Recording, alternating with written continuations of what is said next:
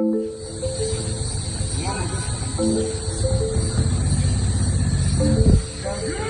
sir. Yes, sir.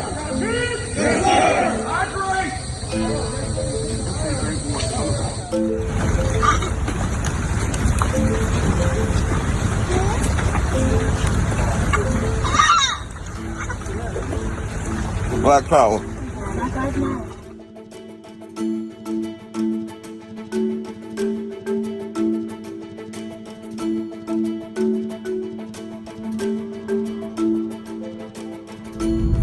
Oh my gosh.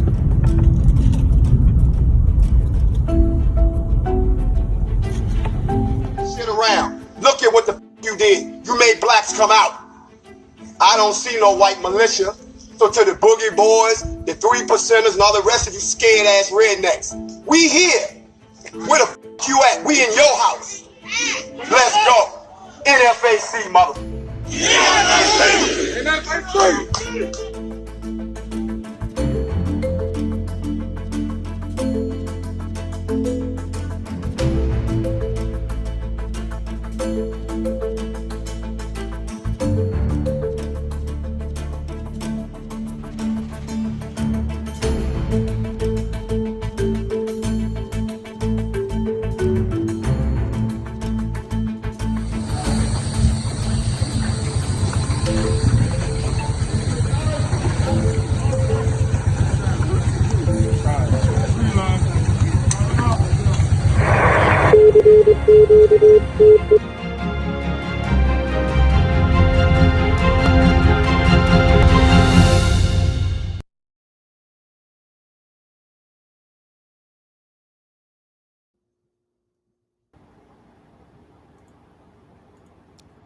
Positive vibration. Good day to everybody. This is Major, my lovely host, Achoti Speaks. How you doing, sis? I am doing fantastic on this lovely 4th of the July. How are you today, sir? I'm great, man. I want to welcome everybody tuning in. Thank you for watching what we about to talk about. Thank you for viewing. Like, share, comment, notification bell.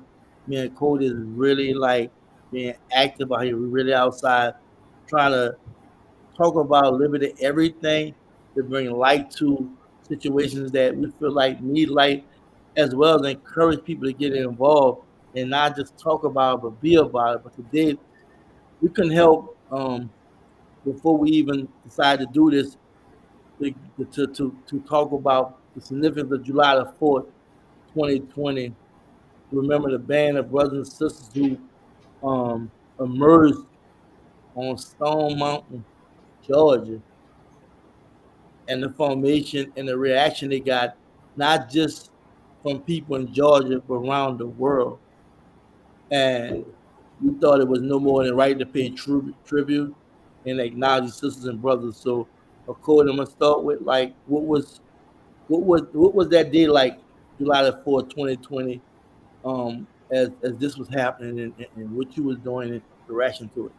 Man, I can remember like it was yesterday. I was at my house and turned on the TV.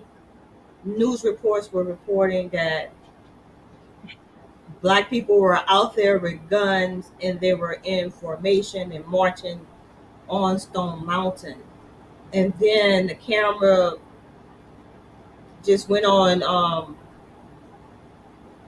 the front of the formation, and to hear the brothers and sisters chanting in unison and all together on one accord.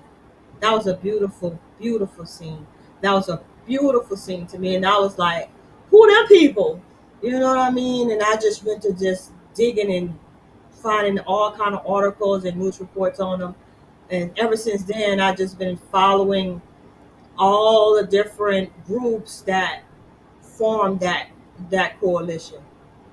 And that's something I think people don't really realize, that it was groups of groups that made a group.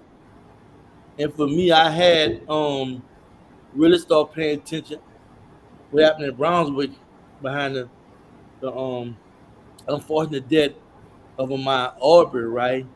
and then you had the Breonna Taylor, then you had Trayford Pillarin in Lafayette, Louisiana.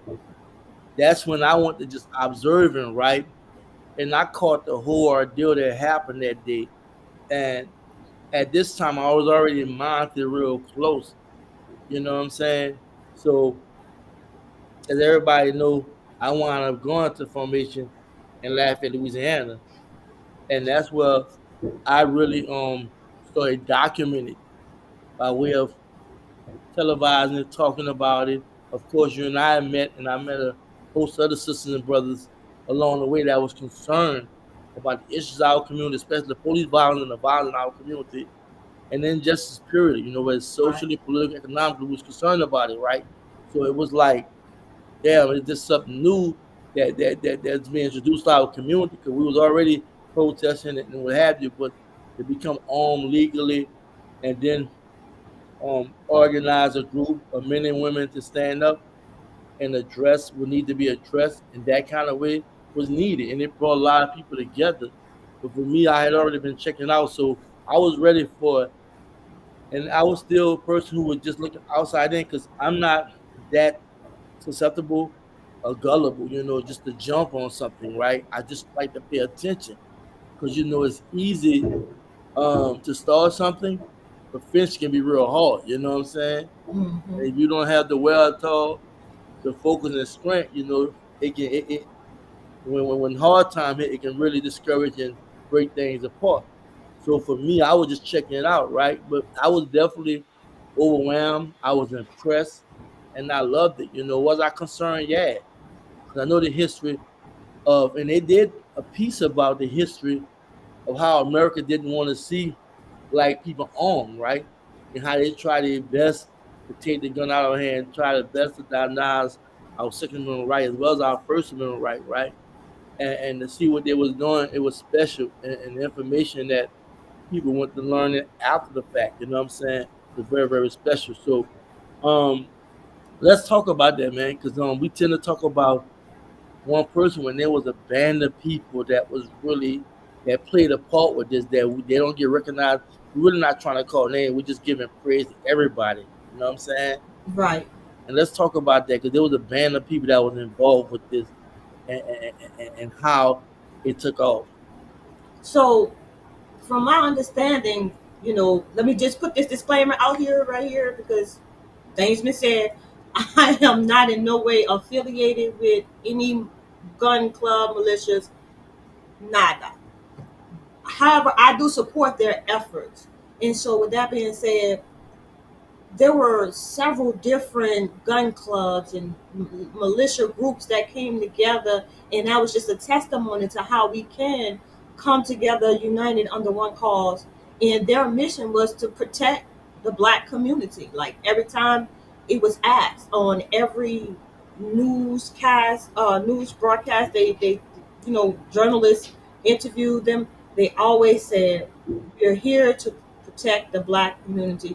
We don't want to cause no trouble. We just want to provide the protection to the black community that is lacking, and make sure that police violence is put at bay, basically. You know what I'm saying? So I commend those brothers and sisters for standing up and being able to say, hey, we know our rights. We have a right to rally. We have a right to form formations, and we have a right to exercise our Second Amendment right to carry. Right. So that helped a whole lot of us say, hey, it's okay to bear your arms and feel proud to do that. Back in the day, that was something that was missing. I think that was a major missing piece in situations such as Tulsa, Oklahoma. I think that if we would have had a standing militia, such as what we saw on July 4th, 2020, I think the situation in Tulsa might have happened just a little bit differently. Who's to say? But I think that is just a testimony to how we can come together. Period. One thing I can say, right, and what I noticed about it was the fact that it wasn't like they was trying to do it all by themselves. It was also telling the community, You have to get involved and stand up. We can't fight for you every time something takes place. We can't be everywhere. So they encourage people to become armed, protect themselves because of the violence. This wasn't for no police, you know what I'm saying? It was from our community. It was from people outside our community that was non-black as well. So it was a plethora of things that we have been going through, and encourage our community about becoming informed. Um, Talking about gun rights, talking about the legal system in Navy, talking about organizing a system where we can police ourselves as well as police the government, and so forth and more. That was something that was pitched out there, right? And to watch how they came together on Stone Mountain on July the 4th, 2020 was extremely special, and it was sentimental, you know. Um, so for me personally, I salute them, you know. We playing tribute to them because we know that it was very pressing at the time what was going on with all the police violence and stuff that was actually televised. You know what I'm saying? That actually was going viral with Amaya Arbery, Breonna Taylor, etc. And prior to them, we had several, many other melanated people, you know, kids that was murdered, you know, and justice wasn't served. Right. And families had to deal with the fact that they lost a loved one without even getting justice. And a lot of times it was paying them off a lawsuit, $1 million or so, and things should go away, but the wound is still left, right? So to watch what they was doing, how they was bringing people together, and how um, they made a point as an example to say, well, hey, this we got to start doing was beautiful, you know. So shout out to all of them, you know. And I believe that in life it comes down to a point where you have to really take a stance. You know what I'm saying? A really solid stance, and that stance can be predicated on not having a foundation, not having a focus, not having a strategical way how to move forward. Right? It has to be a solid stance. So when you make that stand, you have to be a united effort, a planned effort, and a focused effort. Obviously, this was one of them. You know what I'm saying? And like I say again, I can't help but to give them their flowers. Um, Like I unfortunately, said, like you know what I'm saying. I was never in the whole militia thing, but the thing is, you can see even now today the camaraderie that was formed with the different brothers and sisters from the different organizations, how they still interact with one another today. You know, you can see it all on social media. They support each other, right? So my thing is th- that was the beginning of lifetime relationships that was formed, and that's family. That's creating a family unit that was so missing. You know what I mean? And so, shouts out to those individuals that are still united together, right, and still working to do things together for the benefit of our people. If it had not been for them, I would have never met you and so many other individuals out there in these YouTube streets. Um, and I just want to really say that I consider each and every one of you all my family. So if I ever DM'd you or liked you and commented on your post, I am sincerely behind you and I sincerely support you in all your efforts, whether it be information or outside formation, business endeavors, personal endeavors. Or Cody supports you and believes in you because you stood up. So that's my bit on that, sir. and shout out to those who was a part of it, is no longer a part of it. They still contribute. You know, shout out to everybody that put their best foot forward. Sometimes things may not work out the way it may work out. Family do fall out, but family also um make up. You know what I'm saying? Is it a break of the makeup? You know what I'm saying? Right, right, Sometimes you have to go through that, right? right. Because a lot of times we can be ambitious and have these humongous ideas and having a vision to take things from 1 to 10. But when we really into the real world is not that simple. You know what I'm saying? It's very complex and very complicated because what all of us think different. We all are different. We move different and what have you. We're not a monolithic people. You know what I'm saying? So, in knowing that, right, things happen, but what we have to understand is for anyone that decided to do what they did, July 4th, 2020, was come on and deal with the heat,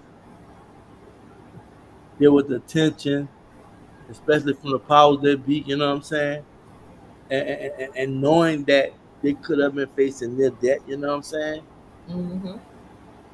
Yeah. It's tremendous in just thinking about it, right? Because I'm be the first to say it's not for everybody.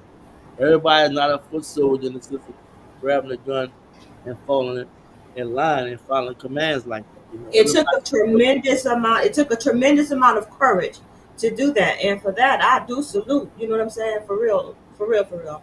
Yeah, yeah, and let's talk about what came from that, right? Let's talk about what came from that. I think a lot of people became. But first, before I get into that, I want to thank everybody viewing. Thank you so much. We are playing tribute by remembering the day that sisters and brothers band together as a formation on Stone Mountain, Georgia. We just showing tribute. We showing honor. We acknowledging them. You know what I'm saying? We giving the flowers now.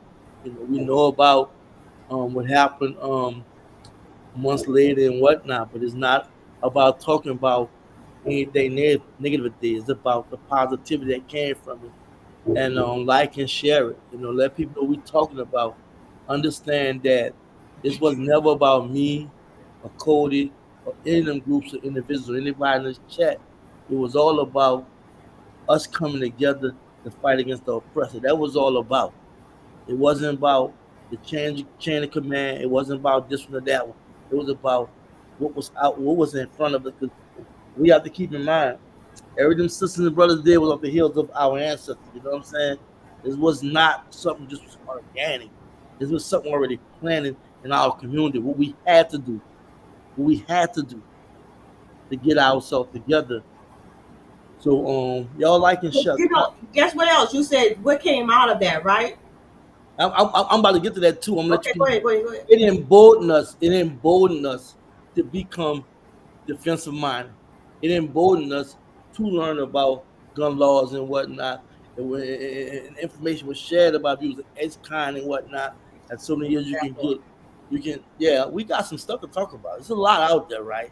And I gotta give it to showing people how they can get their gun rights back and so forth, so on. So I mean, it is a lot. So it emboldened us.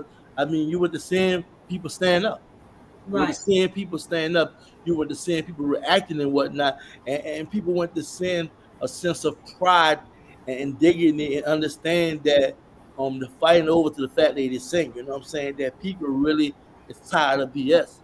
So I'm gonna let you come in, sister, and share your piece. No, yeah, you hit the nail right on the head. I was just going to talk about the educational aspect of the aftermath of this day, July 4th, 2020. People were, you know, scrambling, trying to figure out how do I get my gun rights restored, right? So, you know, those brothers and sisters provided educational pieces. You know, that's why I like to stay in touch with people.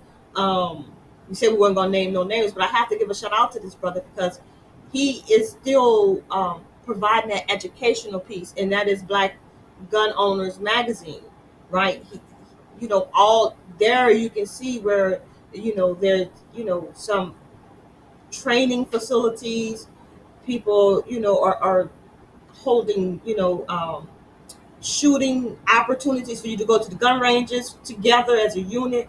I mean, it's just a beautiful thing. So, like I said, what came out of that was just that camaraderie, and we learned a lot. And But let me say this: the person that Cody talking about explained to you the interview on him. So if you want to know more about him, they can go check him out on Loose Lights Comments or Cody Speaks about that. Tell them about because we didn't view Brother him. Jason Williams, that's right, Brother Jason Williams at Black Gun Owners Magazine. I think I did that interview with it. I think it was in February, something like that.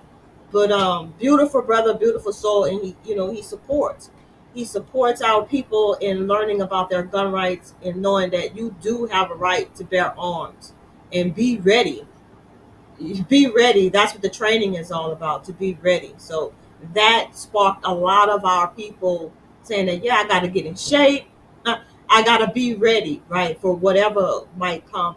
And, Major, I think that talking about this right now and putting it back into the forefront of our people's minds is so fitting right now because there is rumors of civil war. Just, just be honest. And if it come a time where we can never see that type of formation again, if it doesn't happen again, at least now those brothers and sisters and other brothers and sisters know what it is to mean to handle a gun, to load a gun, to clean a gun, safety, gun safety, and all those things that they learn along the way in the process of being part of that great organization. So, And also, a lot of people did a lot of side research and reading, and took it to the next level as well. Yeah, because of what happened, birthed other groups. yes. Inspired, like the brother with the magazine. Inspire so many groups that we hearing that's doing things around the country. It inspired that, right? Hmm. And people have to understand that this had been going on for the last, I don't know, 10, 15 years, in reference to getting to the point. It was a culmination of things, you know what I'm saying? Because it wasn't like we wasn't walking around with guns and organized. It wasn't laws. It wasn't recognizable. It wasn't acknowledged, right? And at the same time, it wasn't like we wasn't aware because we know about the Black Panther Party. We knew about the Deacon Defense, you know what I'm saying? We learned about them later on, but we know they inspired Black Panther Party. We knew about Malcolm X and what have you. We knew about what happened in Tulsa and other towns where they had to pick up guns to defend themselves. So it wasn't like, unless you were sleeping under a rock, you know what I'm saying? It wasn't like it was brand new. But of course, a lot of people was inspired by it, you know what I'm saying? Right. And I think a lot of people that was ignorant opened a lot of ignorant people's eyes because a lot of people wasn't knowing the obvious that we was undergunned, undermanned, not really organized, not really understanding that it can happen to you. We got to really understand that when this happened, it's opened a lot of people's eyes and emboldened them to want to take action, to understand that just because you're a victim, you don't have to be a victim. You know what I'm saying? Just because um you're the underdog don't mean you have to be underdog. You know what I'm saying? And we understand our situation. We understand how we got here. A lot of us. I'm not gonna say all of us. And for me, when I look at this and I look at what came from this, right? Because when I started my channel, I was just trying to put information out there, right? I was trying to use some of my examples as well of how I went through some things and I got myself together because I was seeing so many people doing a lot of things that just didn't make sense to me in reference to at a certain age where you should know better, right?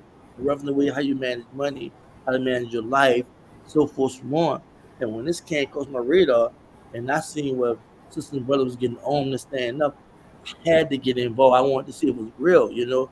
You can look away for so long and then you gotta look at that and stare that person in the mirror and see what damn, let me see if I really want to find the truth. So that's where I think I got really like into it deep. So imagine if you and I was captivated by and became a part of it in the sense of reporting on it, talking about it, on connecting and networking with people. Imagine the many, you know what I'm saying? The Right. And many, you know. that was the whole thing because it wasn't something that you can just brush up under the rug because it made national news, Right, and they right. were talking about it for a minute. And I do recall burning Kentucky down, right? by not having by not allowing them to have their normal Kentucky Derby. It was burned down, you know. So I just remember all of those things that was so like monumental and ingrained in my memory and showed a show of force a show of force that when we come together collectively for one mission, that we can do it, and then that we can cause attention. We got their attention, is what I'm trying to say. We got their attention. So again, shouts out to them. So we keep doing this. Eventually, they'll break. I'm just saying. I mean, the thing about it is people understand that we've been at war since slavery. You know what I'm saying? We've been at war, and even though we are relatively emancipated, we're still dealing with the same social, political, economical ills as well as global ills that we've been dealing with, right? And they've been very strategical and consistent in oppressing us, you know, and they found various ways how to do it, right? Of course, Project 2025 have emboldened them thanks to Donald Trump being as raw, unfiltered, uncensored than any person we ever seen in history of politics, right? You know what I'm saying? I'm not talking about, I wasn't around when back in the day how racist them governors and stuff was, and I was talking in the press. I'm talking about present day, right? So this is a real deal that we dealing with. But I must admit, just watching our people get organized like that, grab guns, and we know it wasn't perfect. We know the media also try to, you know, condemn it and what have you. People that didn't like what they was doing, trying to undermine it. But in the end, I just think that they really changed the trajectory of how we view ourselves in this world, and that we can make a difference, and not just by picking up guns, just being able to be organized enough on united front, organized, mobilized, um, to the next level, because it's levels to this, right? That was one level, just like all the movement that did happen throughout the years. These were levels, right? So we gotta then take it to the next level. A lot of time, and I just say it's a lot, right? When you stand in the mirror, you're a leader within yourself. You run your whole household. You know what I'm saying? You organize. You move a certain kind of way. You command people around you, or you show people, give them directions and what have you, and them goals that you're setting and plans that you're making, you're achieving them, right? And I feel sometimes we tend to put too much on the next person to lead, right? We put too much on. We look for leadership when we should look within ourselves first. Because Yeah. if you know that you're running a household, or you have a company, or what have you, or you're a supervisor, you run a big project. There is a system got to be in place, right? And if a system in place, of course, structure, organization, planning, what have you, execution, et cetera, and you know how to affect that, then you should see that in the leadership. You know what I'm saying? Right. The leadership will reflect it. They don't reflect it, then you second guess or be like, I think I'm gonna just stay on the sideline and support from a distance, and not get involved.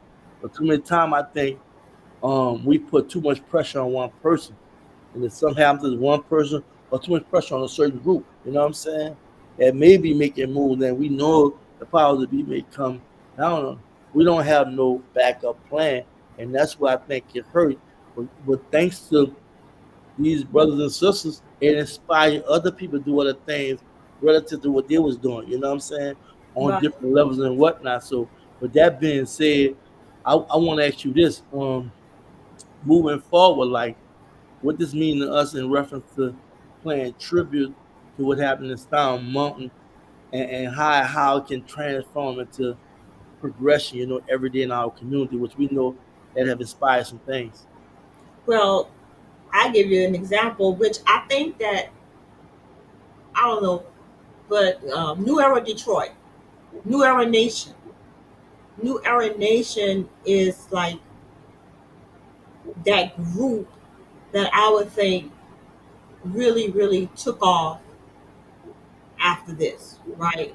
I don't know if it's, I don't know, because of the fact that the black militia was kind of like silent, that New Era was able to have more shine.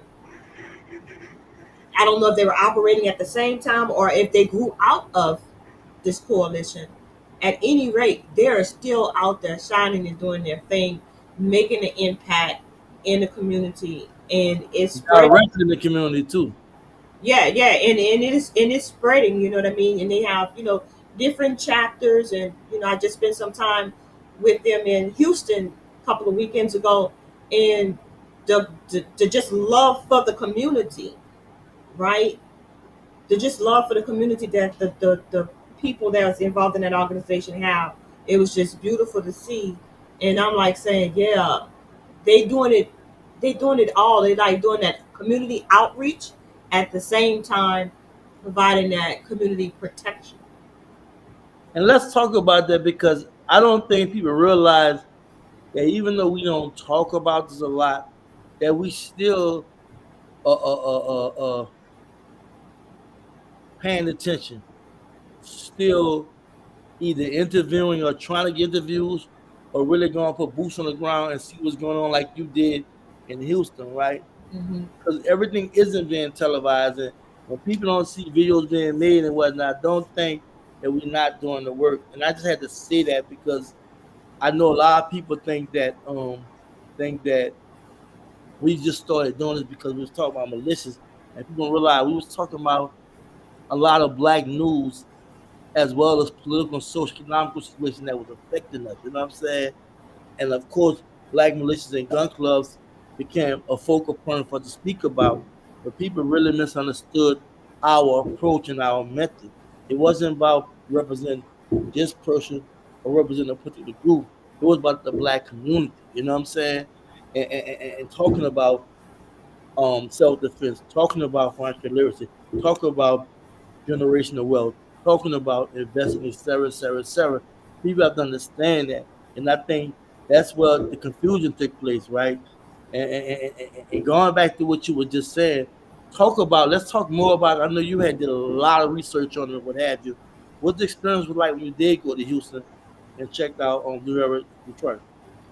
First of all, I was met with open arms. It's like, wow, sister, you drove all the way over here to see us. I'm like, yeah. I'm like, I didn't think that that was a big deal, right? But they thought that that was a big deal, so that made me feel real special, right? And then to see the look on the children's faces, to see complete strangers take um, take an interest in them and wanting to spend time with them. And it's not like they just drove there and dropped off toys and left. No, they were like just chilling on the block. I left before they did. That's because I had to get back on the road and drive back. But they were there. They were there, just chilling like they lived And they're in. our own group, right? Say again. They're our own group, right? Well, when they're doing community service, when they're going through the neighborhoods, and when they're protecting business owners. Like I seen one video out in Detroit where they'll go to a small business owner at closing time and make sure that that small business owner is able to close their business, lock the doors, get in their car, and head home to their families.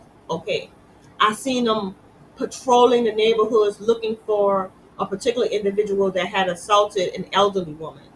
These are the things that they do. So now in these areas where they are known to be, the community is not calling the police. They're calling New Era. Mm. And that's what I'm talking about. Community policing, community outreach, we protecting ourselves. Because too many times we call the police and it don't end up good for us. It just whether you can call the police for a welfare check, or someone having a mental episode, it ended up bad for us. So it makes me feel good that in at places like Detroit, Houston, Dallas, there's one in Florida, I can't remember which city, but there those communities know that they can call on New Era and they're gonna be there and provide assistance that they need. So I would encourage everyone to encourage them, support them, because they are doing the work for real, for real. And they have videos on YouTube, what have you. And I seen quite a bit. Cody, of course, informed me and put me on it, what have you. And the reason why I asked you that, Cody, because I want people to realize that though we don't talk about it as much, because there's not a whole lot of news out there about it, right? But when there is news about it, we try to talk about it, you know. So going back to what happened out there, right? In Stone Mountain, what have you. Um, let's talk about the mixed reactions from people and what have you, and how um, the community as a whole responded to it, you know. And I know, like I said, everybody knew about it, but it was definitely a shocker. It was definitely something that kind of had people that half us happy, half us wondering what's going on, probably scared. I don't know. What's your thoughts on that? It reminded me of the days of that we read about, of course, Martin Luther King Jr., MLK. I mean Martin Luther King Jr., Malcolm X. Malcolm X by any means necessary, MLK nonviolence. That's where we were in 2020 as a community. Hmm. Split just like Good that. point. Good point. Split just like that. We had individuals who felt like, we do not need to provoke people, that we still need to be nonviolent protests, right? And then we Still had going on. right, right. And then we had those of us that were saying, nah, we need to show a force. We need to put forth a show of force and let them know that we not taking this no more. Like, we know our rights. Basically, we know our rights, and we're not afraid to exercise them. So that's what that was to me. Thank you for the comments. Again, I want to thank everybody viewing. I'm Major Cody Speaks, and we're talking about remembering the formation um, of a band of brothers and sisters that marched on Stone Mountain on July the 4th, 2020. Like and share, subscribe, comment. We see comments, flash across the screen shortly. Um, what does this mean for our young generation? How can we translate um, to our children and future generations what happened that day? By doing exactly what we're doing right now, they made history. They made history. So individuals such as yourself and I, we said we're doing journalism, right? We're the scribes. We're the modern day scribes. So we're documenting what happened.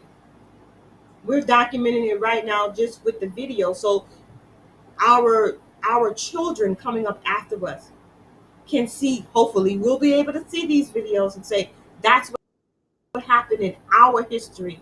In this is what we did in order to further the cause of justice and you know, freedom, liberation for our people. Right, right. And do you think that this can inspire the young people to try to figure out what we was trying to do or what we are doing? I think I think that if we continue to put out videos where we highlight positives of what the organization brought forward, I think that I think definitely. You know you're on camera, right? Me? Yeah, you. I know you're gonna be lying. I told you I was going live. Sorry about that, Cody. Had to get off screen, but as she was saying that our young people um should be receptive and should understand what we are trying to do as a community in reference to getting past and overcoming um, the discrimination, racism that we deal with daily, as well as the self hate and self destruction in our own community. And for me, I believe that we have to tell a story about what happened on Stone Mountain and what happened in general when it came down to July the 4th, 2020, before and after that, right?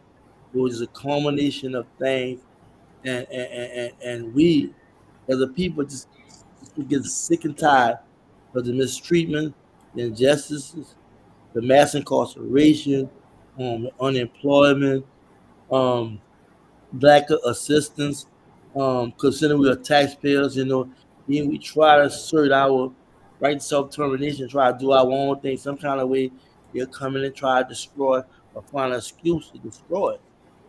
But I am grateful and happy to say I was a part of this by reporting on it, by meeting different individuals and what have you, and they're definitely shedding light on a well-needed conversation in our community, as well as a healthy discussion and sometimes debate.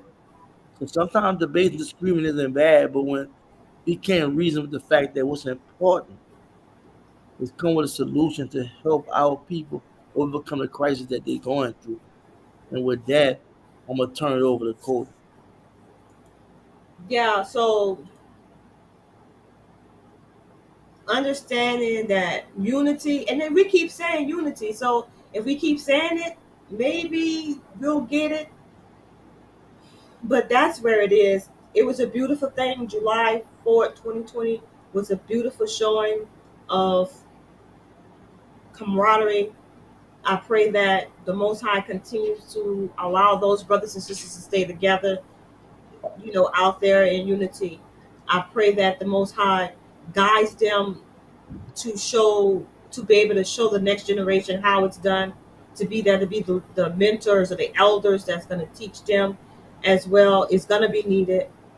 I want them to stay encouraged, stay encouraged, stay encouraged. And, the only way that you could say that we are evolving into a true revolutionary moment is to resist. So sometimes we're going to have to do what they say don't do. And I hope you can read between the lines. It was definitely The resistance, the resistance continues. In other words, yeah. so. I want to thank everybody viewing. We winded down to that hour, and we are flashing the comments. We appreciate the comments, and we definitely will say I mean, allow for us free all political prisoners, free everyone. Justice for all that are Yes, suffering. Freedom for all. Those who even out in the United States, snakes. Freedom for us. That's because we still are in bondage. We are still handcuffed. We are still limited, right? And with Project 2025 and things that they're constantly trying to implement, we are always an endangered species. So for me, I definitely recommend that we take the necessary resources that we got. We build off that. We take the necessary people around us that's really serious about building and networking to make moves because the clock is ticking. The foundation been was set. And thanks to these sisters and brothers doing what they did, right? The spark and energize our community to be more active are more proactive than reactive. You know what I'm saying? And I know some was a slow catching on. I know there was some petty stuff going on behind the scenes and things that happened that caused some division and miscommunication and even division. But at the same time, we haven't forgotten what they did. right, We haven't forgotten what they established and how they left a footprint in the hearts and minds of many of us. So shout out to them. Shout out to everybody that supported them. Shout out to those who still finding out about what happened. Shout out to those who still donating and supporting the brothers and sisters that are incarcerated, whether it's um for this something else or what have you. You know what I'm saying? All of them need support and love. So with that being said, what's your closing words before we in the live? I just want everyone to know that everyone is not. Well, let me start over. Everybody is different. Literally, everybody is different. And everyone is not equipped to be a soldier. Everybody's not equipped to be a warrior. So for those of us who are not equipped to be a soldier, to be a warrior, I would implore you to support those who are and who are willing to stand on the front line for our liberation, for our freedom, for justice, for all of us. So that's my last line, is to say, if you can't boot up and get suited up, support those that do. And with that, that's all I got to say. Well, whether you're a foot soldier or you're just behind the mic or you reporting, or you the brainchild or you strategizing, you're doing whatever. You get straight from me because you're doing something, you know. And for me, I commend those who are putting in the work. And you don't have to have a gun, you know what I'm saying? There's people for that in our community, you know what I'm saying? You don't have to be the smartest person. We got people like that in the building. You don't have to be a leader if you don't want to be a leader. You got somebody for that as well. We just want you to be you. We want you to understand your connection to us as a people and our movement. So with that, again, I want to thank you, my lovely host Achoti, for having a discussion with me. I want to thank you all for having a discussion through the comments and what have you. Leave comments even after the video. Leave comments. We specifically didn't call our names for a reason. I feel like there were so many people contributed that don't get their flowers. They named are not mentioned. We probably don't know who they are behind the scenes.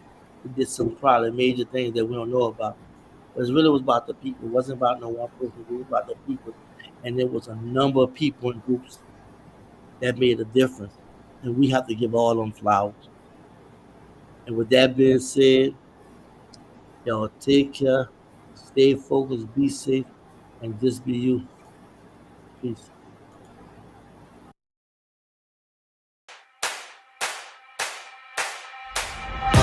One for the money, you know what it is.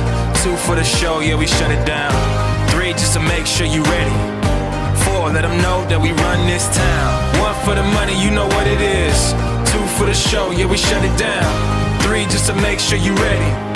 Four, let them know that we run. Ladies and gentlemen, welcome. You are now tuned in to the greatest. The greatest of all time. The greatest of all time.